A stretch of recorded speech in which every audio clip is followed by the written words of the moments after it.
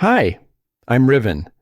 My wife and I barely survived a car crash, and while I lay broken in a hospital bed, my own brother convinced our parents to turn their backs on my newborn twins. $8,000 a month later, I was doing what they refused to do.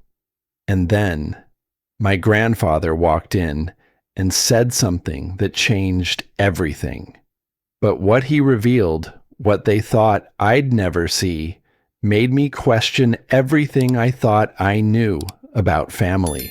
How far would you go to protect what's yours when the people who should care most are already gone?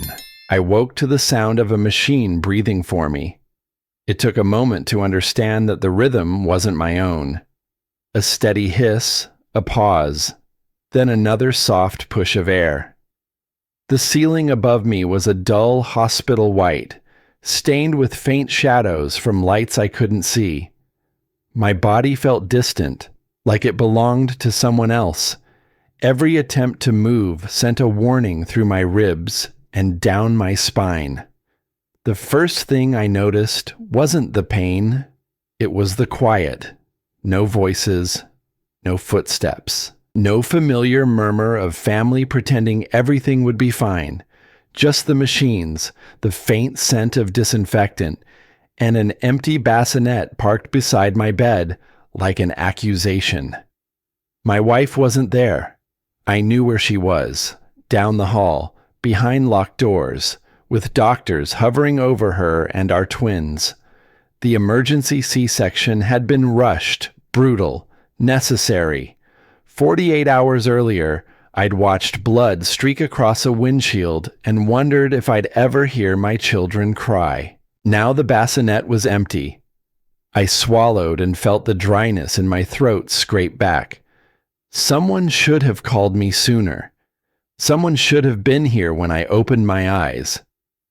I stared at the clock on the wall. Late afternoon.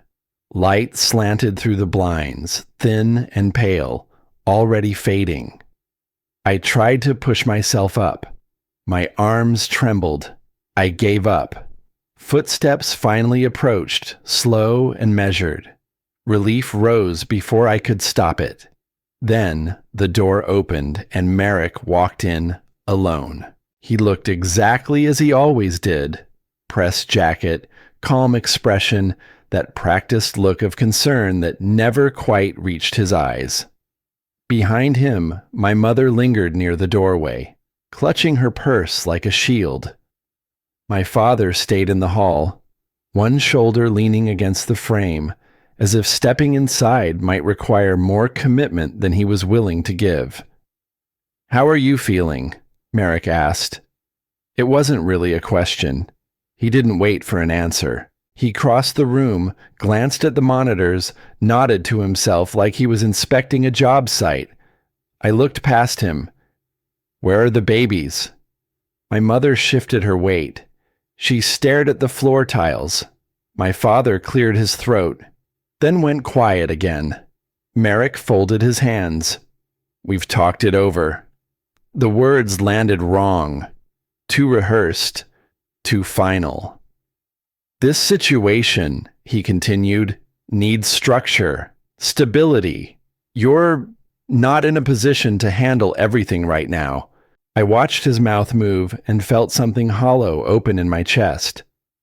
"I'm their father." "Of course," he said smoothly. "But right now, decisions have to be made with a clear head." I waited. No one met my eyes. "Are you taking them?" I asked my parents. "Just until my wife's home. Just until I can stand." My mother pressed her lips together. My father shifted his stance, still not crossing the threshold. Merrick answered for them. "It's not about ability. It's about priorities." The room went still. I stared at him, trying to understand how my children had become a scheduling problem. "So you decided this without me?" "We didn't want to burden you," he said. "Hospital policy is complicated. Legal responsibility, insurance. It's better handled cleanly." Clean. That was the word he chose. They didn't stay long. Merrick said a few more things about recovery and logistics. My mother murmured that she'd call later. My father nodded once and stepped back into the hallway. The door closed with a soft click. A few minutes later, voices drifted past my room. Merrick's voice carried easily. "He's not ready," he said. "He'd spiral. The twins deserve stability." There was a pause. Then, quieter, but clear enough. "I'll handle it." Something settled in me then. Not shock. Recognition. This wasn't new. This was just the first time it had happened when the stakes were this high. A hospital social worker came in before evening. She spoke gently, like she was approaching a skittish animal. "Mr. Granger, your parents declined custodial support," she said. "We can help arrange private neonatal assistance if you'd like." I signed where she pointed. The number on the page made my stomach tighten. $8,000 a month. My hand shook, but I didn't stop. When she left, the nurse stayed behind. She'd been quiet all afternoon, adjusting lines, checking numbers, never intruding. She set the folder down and looked at me for a long moment. "You know," she said carefully, "they kept looking at the twins like they were somebody else's responsibility." The words landed harder than anything Merrick had said. As the light outside dimmed, an orderly brought 2 envelopes. One went to the chart at the foot of my bed. The other was placed in my hands.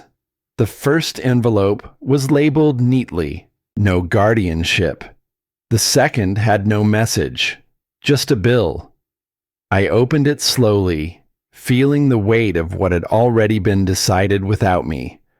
What I didn't know yet was that there was another envelope coming. One no one thought I'd ever see. The first envelope said everything without saying anything at all. Plain paper, clean print, no emotion, just confirmation.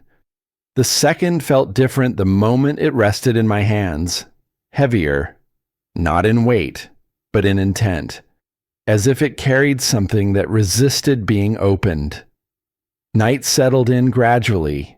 The corridor lights outside my room dimmed, shifting from clinical brightness to a softer glow meant to encourage rest. Machines kept their quiet rhythm. I lay still, staring at the ceiling, replaying every word Merrick had spoken earlier. Not the sentences themselves, but the pauses between them. The confidence, the certainty that nothing I said would change the outcome. That certainty didn't come from today. It came from preparation. I turned my head toward the small table beside the bed. The envelopes lay there, untouched since the nurse had brought them. My body still protested when I moved, but my thoughts had grown sharper as the hours passed. Pain has a way of stripping away illusion. I reached for the unmarked envelope first. The paper made a faint sound as I slid a finger beneath the flap. Inside was a folded sheet, not the standardized hospital form I expected. The handwriting stopped me immediately, slanted, controlled, familiar in a way that tightened my chest. This wasn't hospital language. The words weren't legal either, not exactly, but they circled around authority and responsibility with practiced ease. Assuming long-term decision authority. Simplifies the issue moving forward. Do not involve Riven at this point. My name sat there like an afterthought. A variable to be managed, not a person. There was no signature, no date, just intent. They hadn't reacted to the crash. They had anticipated it. A knock came at the door before I could fold the paper back. Merrick stepped in, carrying the same air of resolution he'd worn earlier. He glanced at the table, then at me. "I told the lawyers to keep everything smooth," he said, as if offering comfort. "You don't need unnecessary stress right now." I slid the paper back into the envelope without breaking eye contact. Stress didn't stop you. His smile was small, polite. We're trying to help. He reached for the clipboard at the foot of my bed. I moved it closer to me instead. They're my children, I said quietly. That's exactly why we're stepping in, he replied. You've always struggled when things get complicated. There it was, the same line, repackaged, the same excuse used when decisions were made without me. Jobs, finances, family gatherings. Always framed as concern. He didn't stay long. He never needed to. The room seemed smaller after he left, like the walls had shifted inward. Later, the nurse returned to adjust my IV. She worked with steady hands, her movements practiced and calm. When she finished, she hesitated. I shouldn't say this, she murmured, eyes on the tubing. But those envelopes, I didn't mix them up. She met my gaze for half a second, long enough to leave no doubt. After she left, I unfolded the letter again. This time, I noticed the pressure marks beneath certain lines, where the pen had lingered. Someone had thought carefully about this, planned it.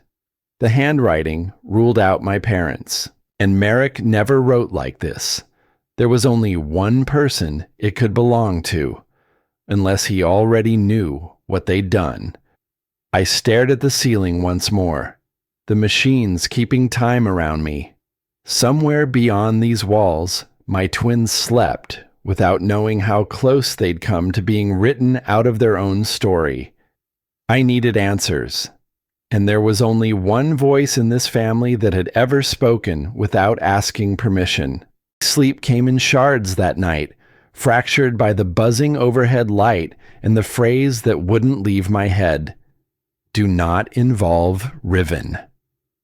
I didn't know what burned more, the words themselves, or the fact that they'd been written before I even landed in this hospital bed.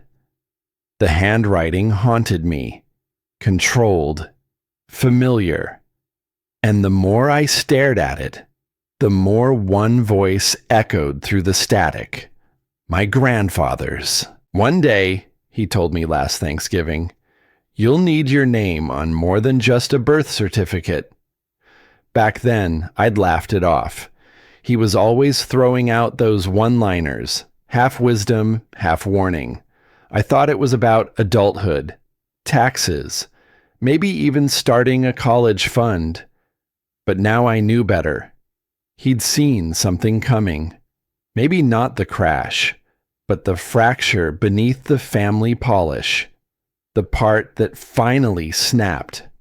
The clock on the wall blinked 2:11 a.m.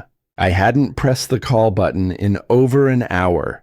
The hallway had quieted down. Only the occasional squeak of rubber soles or a cartwheel clipping uneven tile. I pushed myself upright, slow and deliberate, and reached for the small drawer where the nurse had stashed my phone charger. But the phone wasn't there.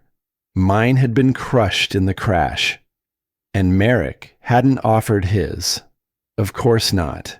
Control the flow of communication, and you control the outcome. I shifted, exhaled through clenched teeth, and pressed the call button. A few moments later, the same nurse entered. Her name tag said Janie, and her kindness was the kind that didn't ask for attention. The quiet type you only notice when it's the only warmth in a cold room. Could I borrow a phone? I asked. Just 5 minutes.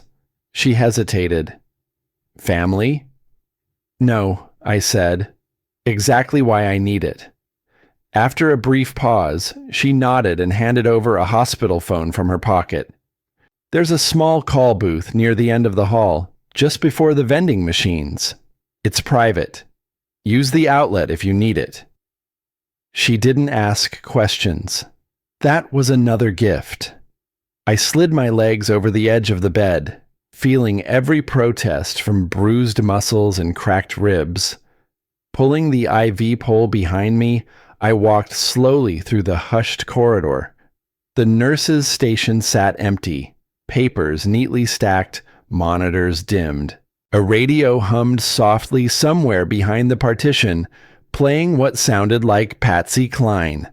The booth was a glass-paneled closet with a chair, a phone jack, and the kind of silence that amplified every breath. I eased into the seat, held the receiver to my ear, and dialed the number listed at the bottom of the trust paperwork I'd memorized earlier. It rang once, twice. Then a voice answered, gruff and low. "If this is about Merrick again, you're not the first to call this week." I paused. "I'm not again. I'm the other son." A beat passed. Name? Riven Granger, Jules's grandson. He didn't respond immediately, but I could hear the shift in his breathing. "This is Whitford, Jules's attorney. Speak." I told him everything in under 2 minutes. What I'd found, what the envelope said, and how no one seemed to think I was worth informing. He let me finish without interruption. "That document Merrick submitted," Whitford said finally, "wasn't complete. Your grandfather never signed the final page." I leaned forward in the booth. "What does that mean, legally?" "It means," he said, "that the transfer of guardianship Merrick requested was never formalized. Technically, the trust still names you. Your signature is required to amend or activate most clauses. Merrick tried to push it through, claiming urgency, but without your grandfather's sign-off." He didn't need to finish the sentence. My fingers tightened around the receiver. "They went ahead anyway," I muttered. Whitford's voice lowered. "I've been doing this a long time. When people rush, they leave fingerprints, paper trails. You may be the legal fulcrum they didn't account for." I didn't know whether to laugh or cry. For days, I'd felt like a ghost in my own life, spoken around, decided over. Now suddenly, I might be the one name they needed and didn't have. "I can send over a scanned version of the unsigned clause," he offered. "You'll want to look closely. There's language that could help you." "Do it," I said. "Send it to my personal email. I'll get access somehow." We ended the call. I sat there for a while, the silence inside the booth stretching out like a new kind of noise, a hum that felt like momentum. I returned to my room slowly, each step a negotiation with my ribs. Janie met me at the threshold, holding something I hadn't expected. "This came through admin," she said quietly, sliding a large manila envelope onto my tray. "No sender listed, but you might want to open it when you're alone." She turned and walked away without waiting for a response. I sat back down and peeled the flap open. Inside was a single photo. It was taken in the hospital courtyard.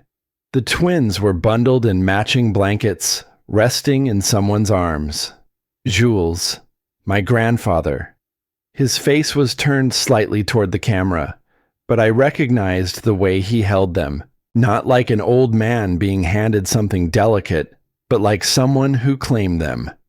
The timestamp at the corner read 3:42 p.m., 24 hours before the crash. He had seen them. He was here, and no one told me. My chest tightened, not from the injuries, but from a truth that struck deeper than any bone. They didn't just cut me out of decisions. They cut me off from him. If Grandpa was in Houston and held the twins, then someone made sure I wouldn't know. And I had a very strong guess who.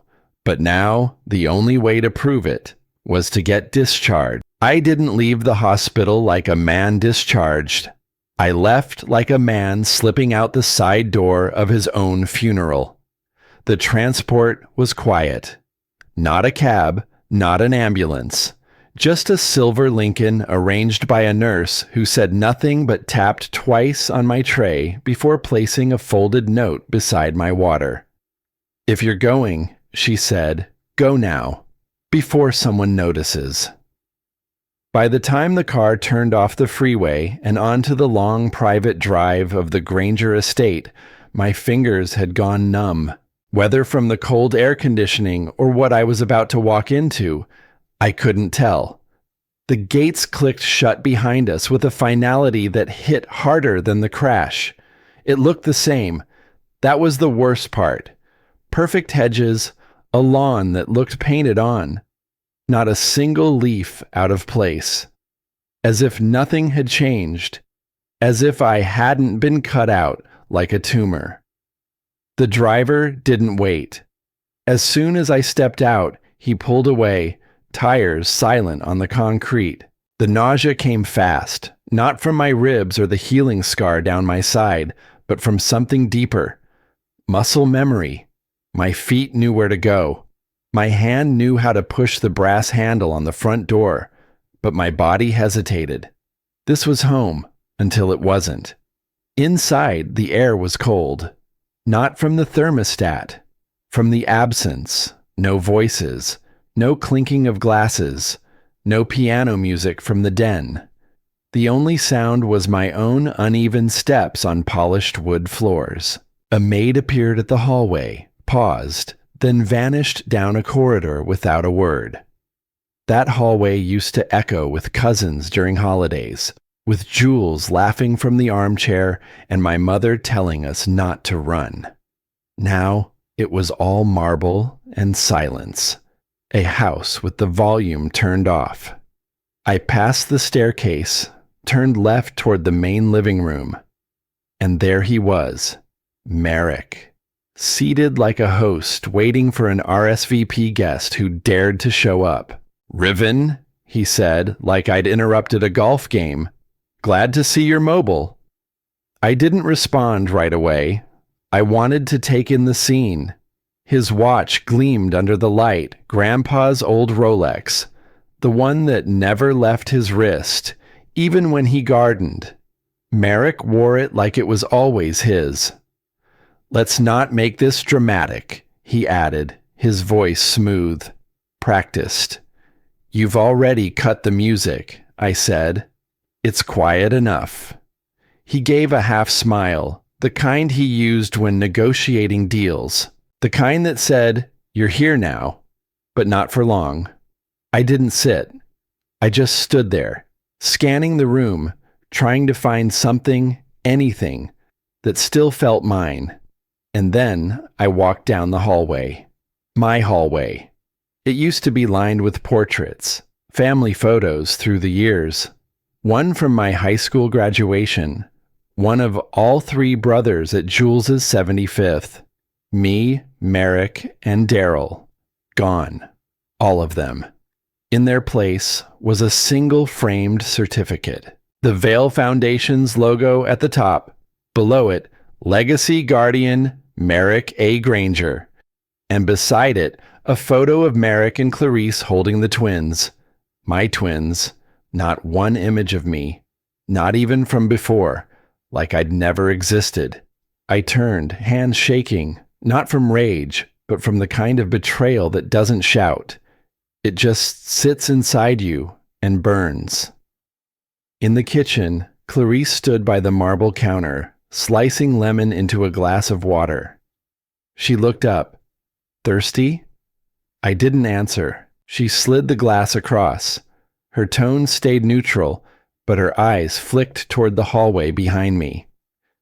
"I didn't pick the photos," she said, not turning. "You should know that." It wasn't quite an apology, but it wasn't nothing either. I picked up the glass, set it back down. "When did they decide to remove me?" She hesitated. "Before the accident." And that was it. I didn't ask who they were. I didn't need to. Instead, I moved to the tablet sitting on the side counter. Family legacy accounts were synced to a secure server. Updated monthly, Jules used to say. He'd given me the password months ago, in a coffee shop on his birthday.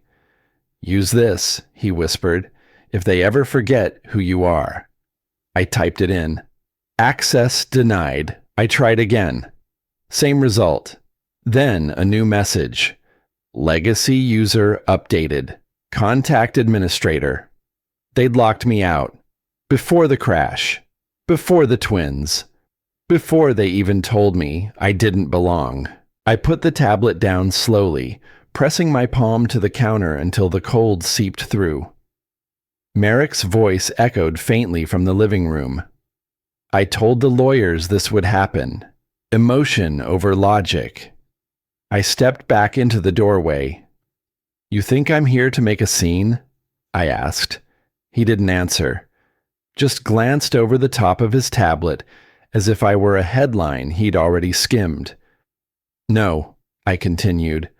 "I'm here because Grandpa didn't sign the last clause." That got his attention. "I spoke to Whitford," I added. "He's sending me the copy." Merrick's face didn't change, but his hands tightened slightly on the tablet. "You should be resting.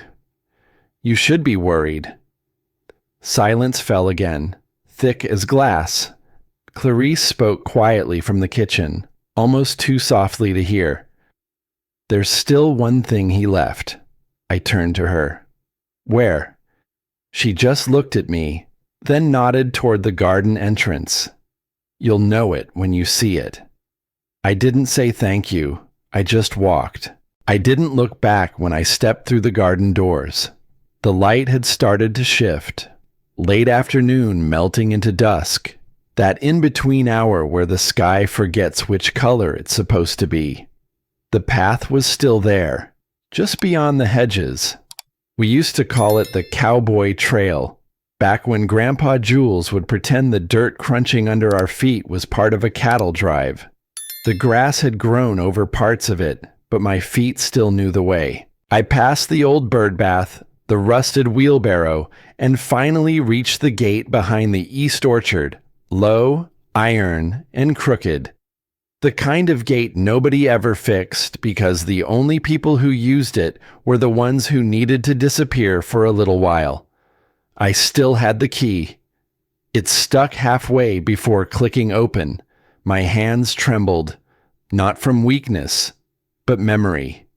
Every step across the dry patch of earth that separated the estate from the side property felt heavier than the last.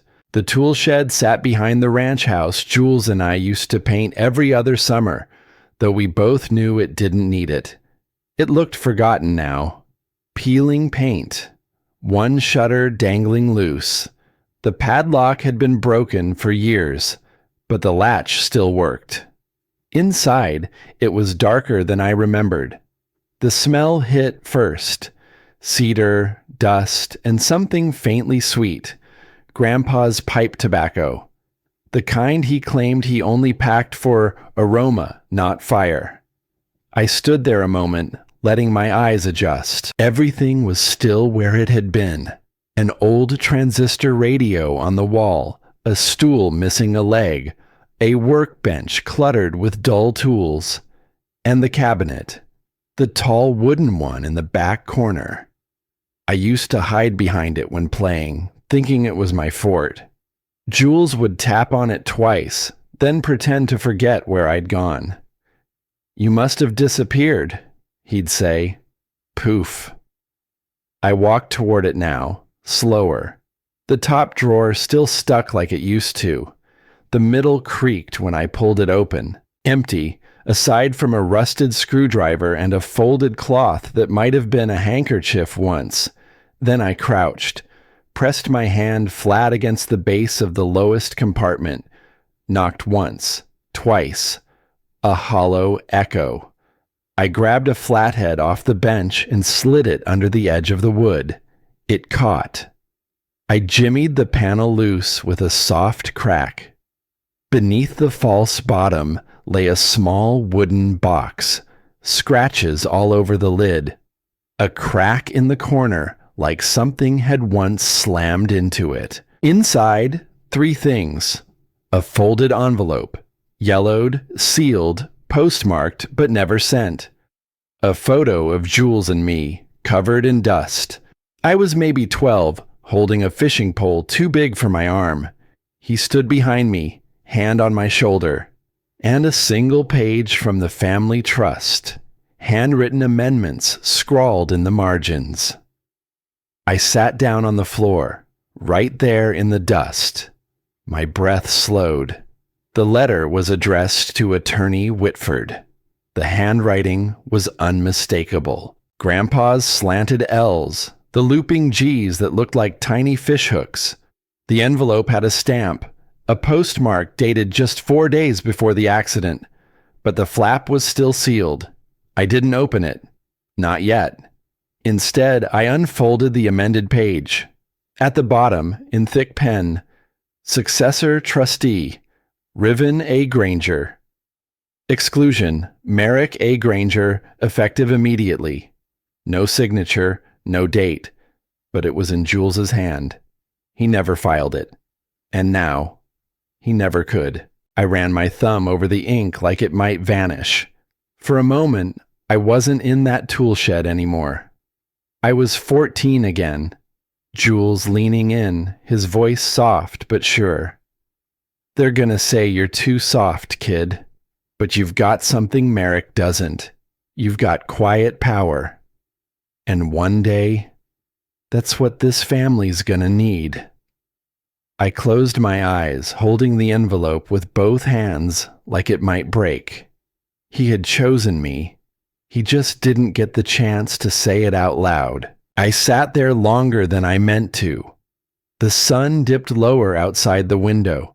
Long shadows stretched across the floor like fingers reaching for something they couldn't quite grasp. Eventually, I stood, wiped the dust off my jeans, took one last look at the place that had once felt like sanctuary. Then I pulled out my phone and called the only number I knew would still matter. Whitford Law, a voice answered, gruff and short. It's Riven Granger, I said.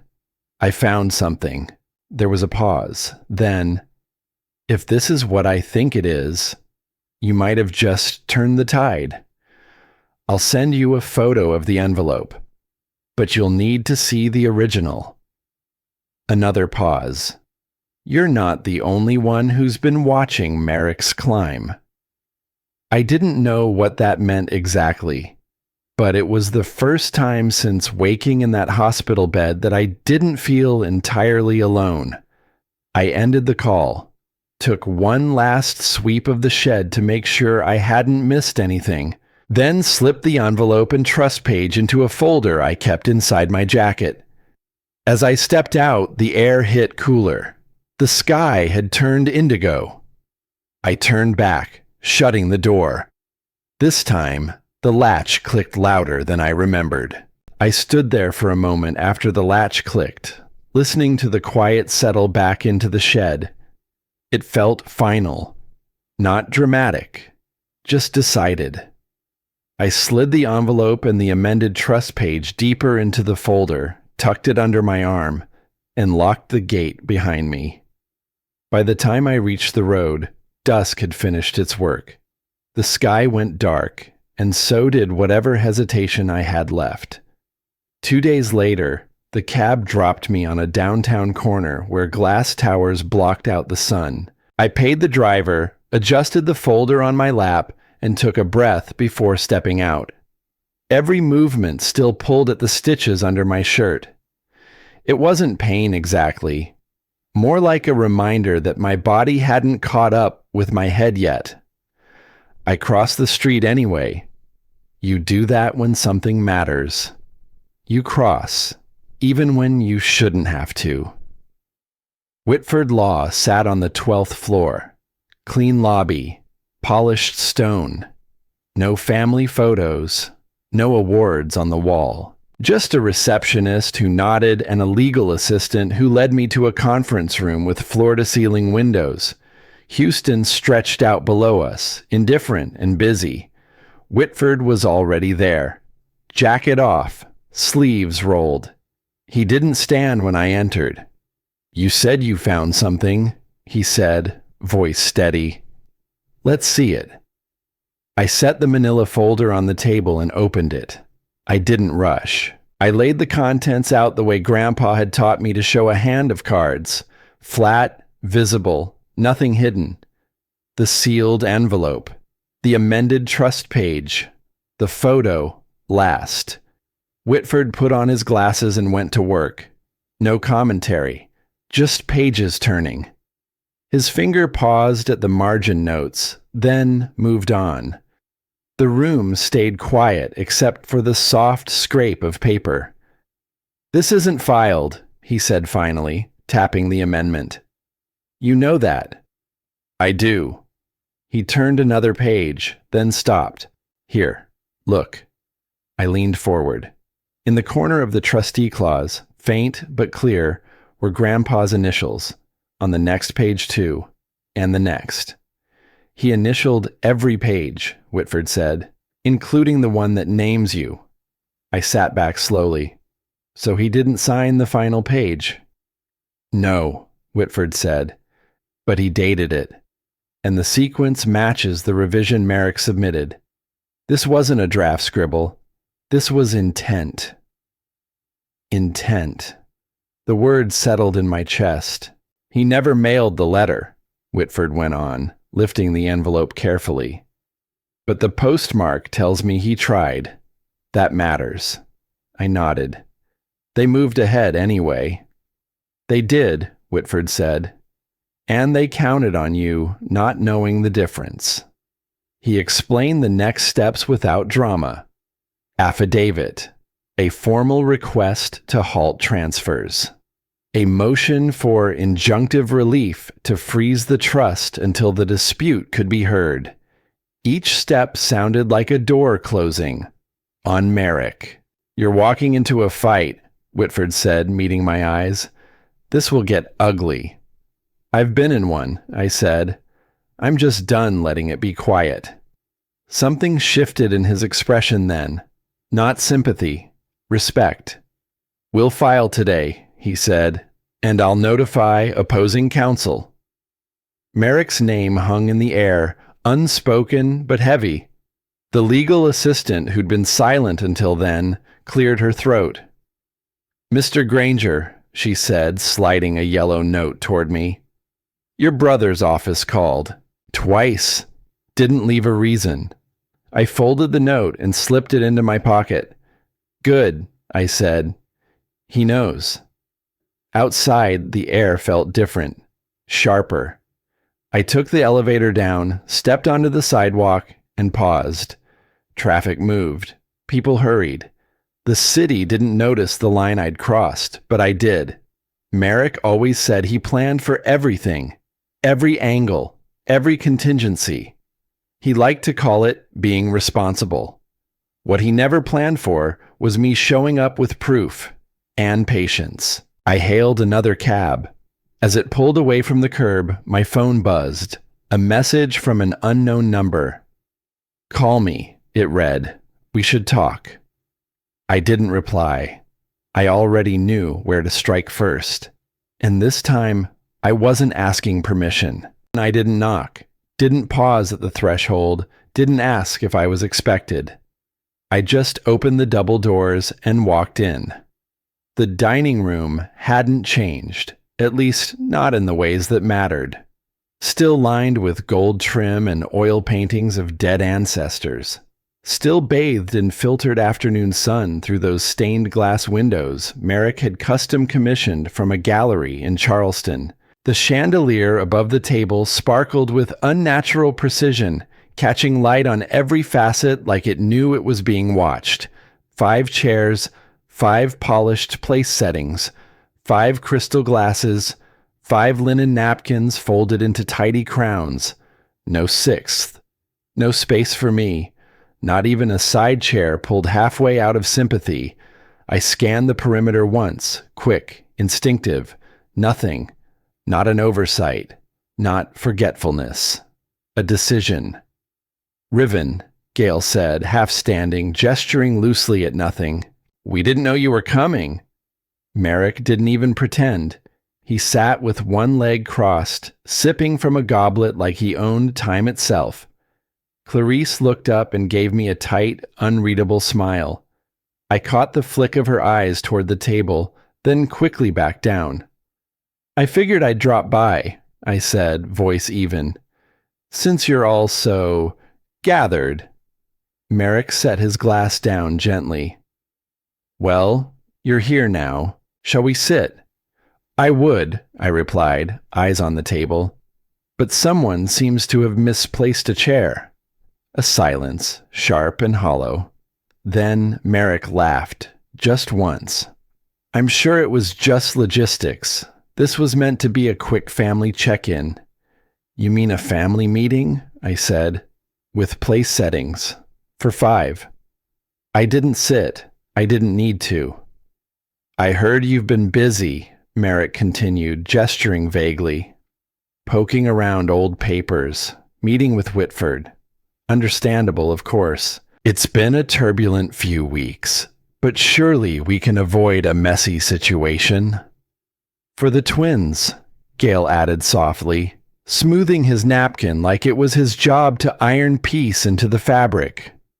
I looked at him then, really looked, at the crisp lines in his forehead that hadn't budged since I was 10, at the way he still wore his wedding ring but hadn't called my mother anything but she in over a year. That's what I thought too, I said, until you made it messy. Clarice's fork slipped just enough to clink against her plate. Gale leaned forward. No one's attacking you, son. We've all had to make difficult choices in the interest of what? I cut in. Legacy? He blinked. I nodded slowly. Right. Legacy. That word you all keep hiding behind like it's holy. But you're not protecting legacy. You're rewriting it. Come on, Merrick sighed, adjusting his cufflinks. This tone doesn't help anyone. The decisions were made in consideration of stability. You were in a vulnerable place. You mean the hospital bed? I asked. He looked at me. Yeah, I said. I remember. Pretty sure you called it enabling over the phone. Clarice's eyes lifted. Gale shifted uncomfortably. Look, Merrick said, hands out. No one is saying you don't care.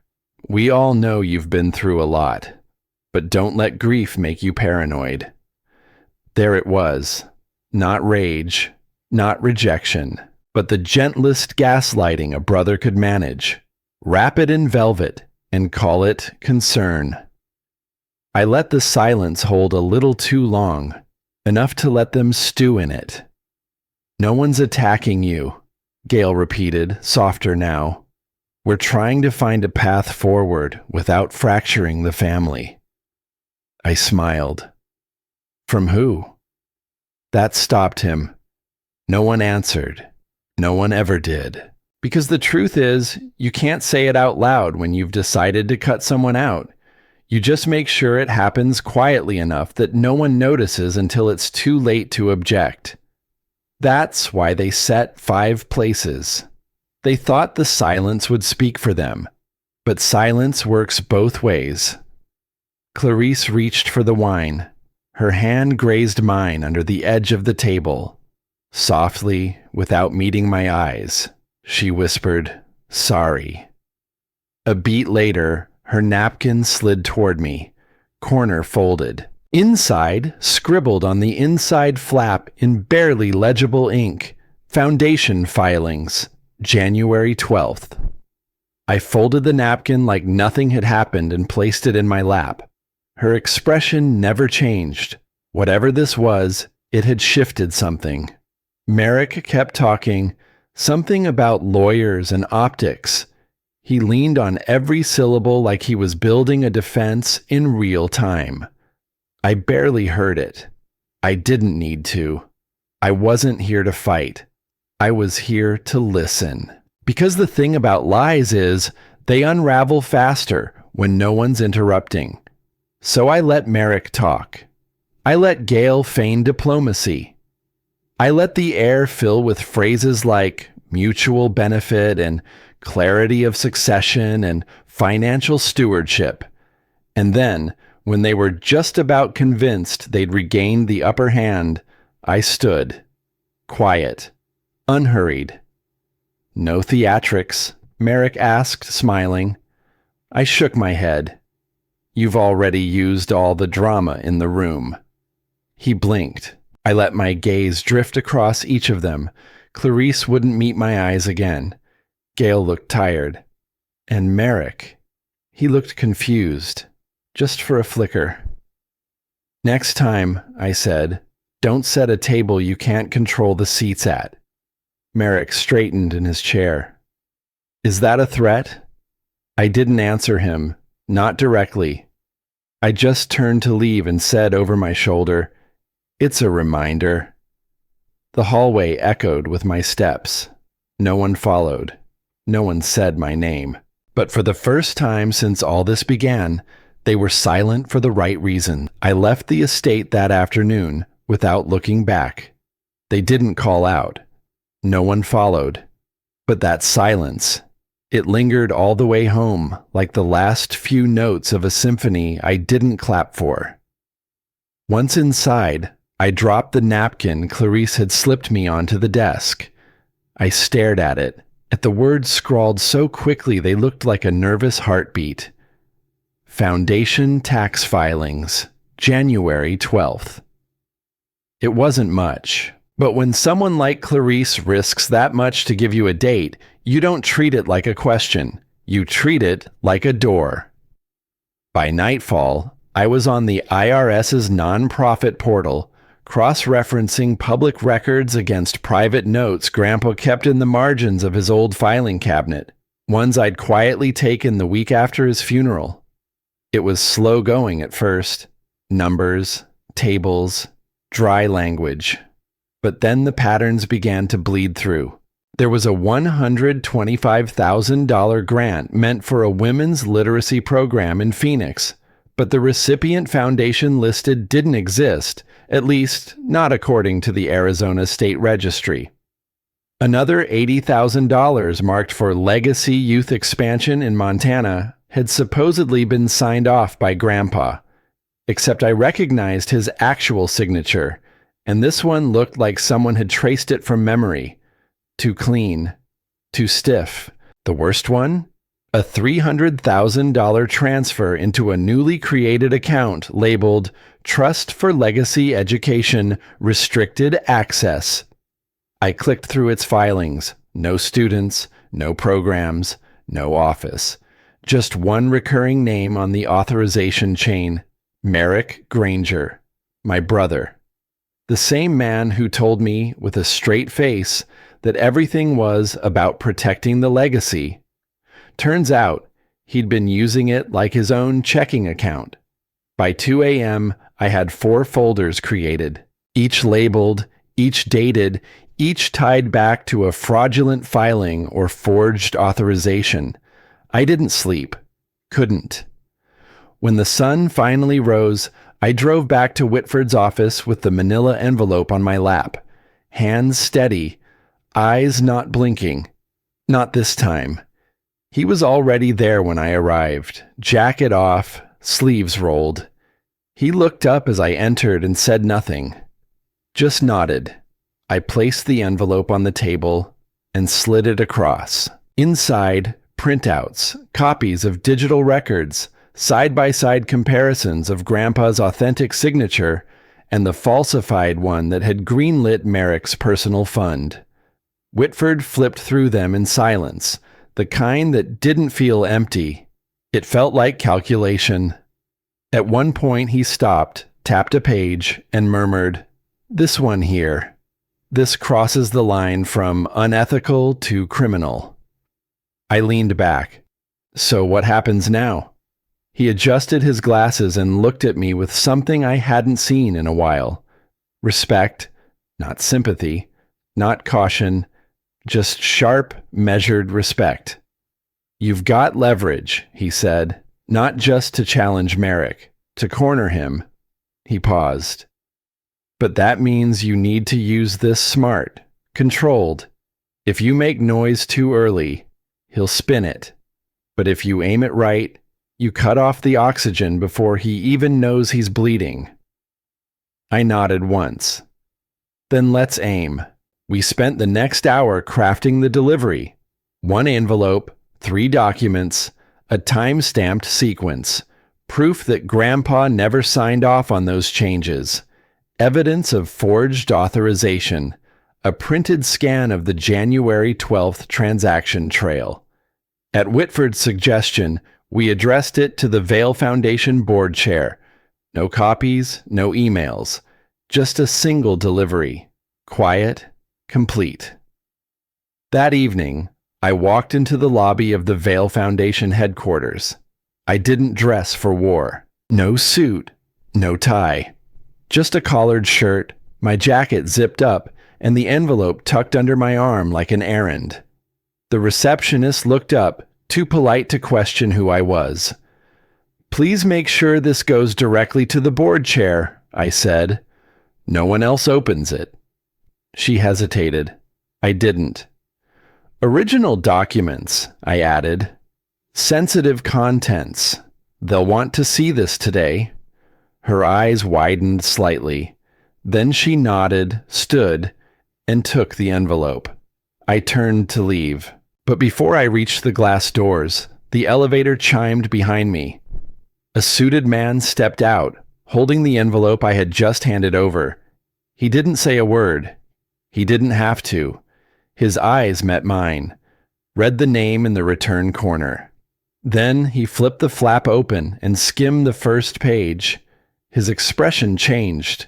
Not in a flash, but like a sinking boat that didn't realize it was taking water until it was too late. He looked up again, jaw tight.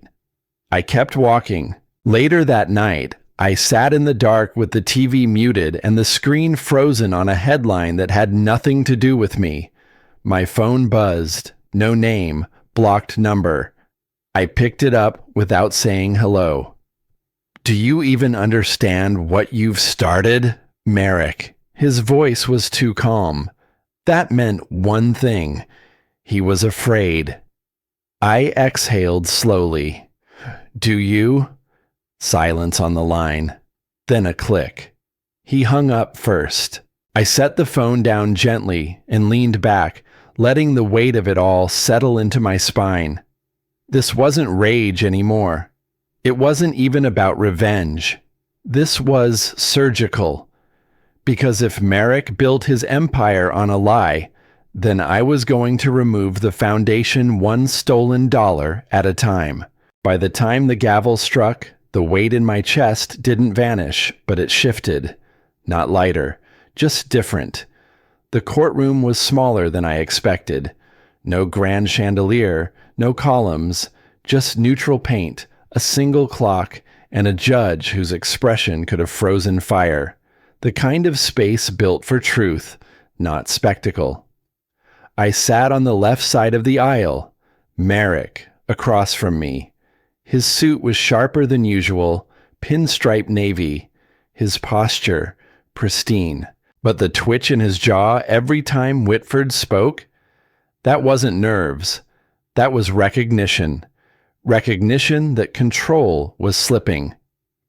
Judge Marlowe adjusted her glasses and began.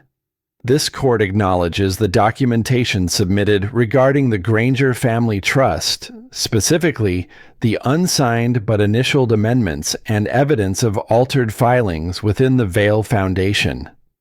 She didn't raise her voice, didn't even look up.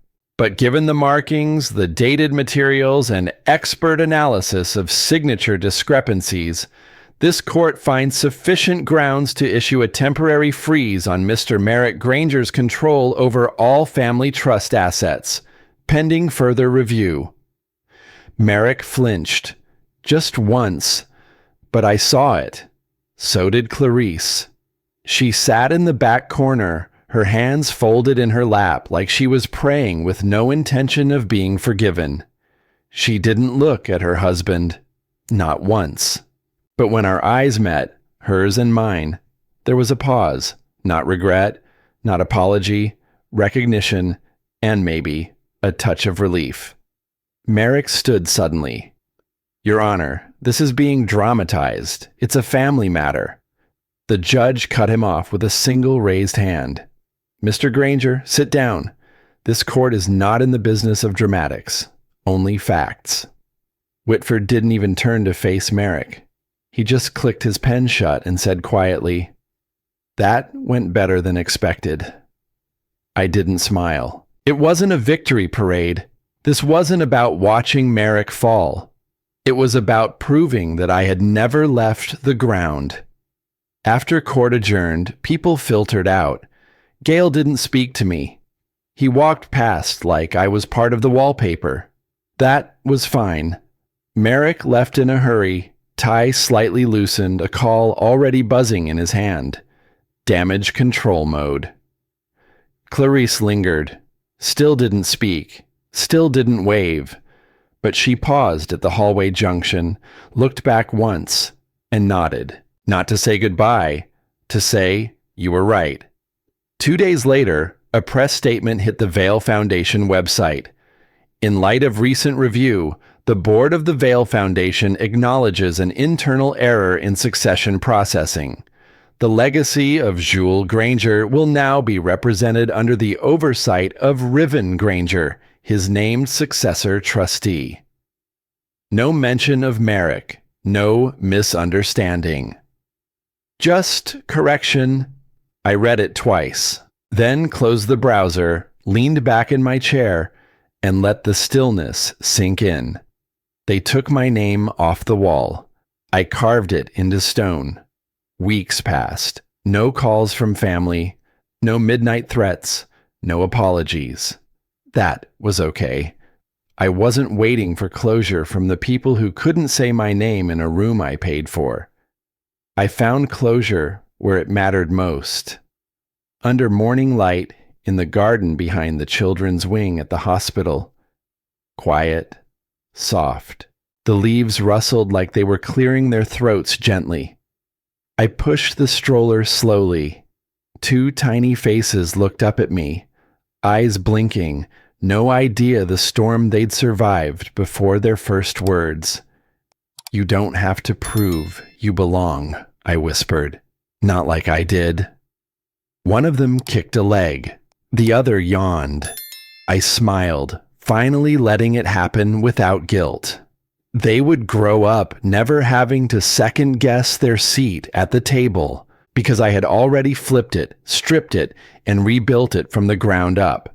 Not to prove I could win, but to make sure no one like Merrick ever got to decide who mattered and who didn't. As we rounded the garden path, the wind picked up. I looked up at the sky, filtered through branches, and said, quiet enough that only memory could answer, Rest easy, Grandpa. I got it from here.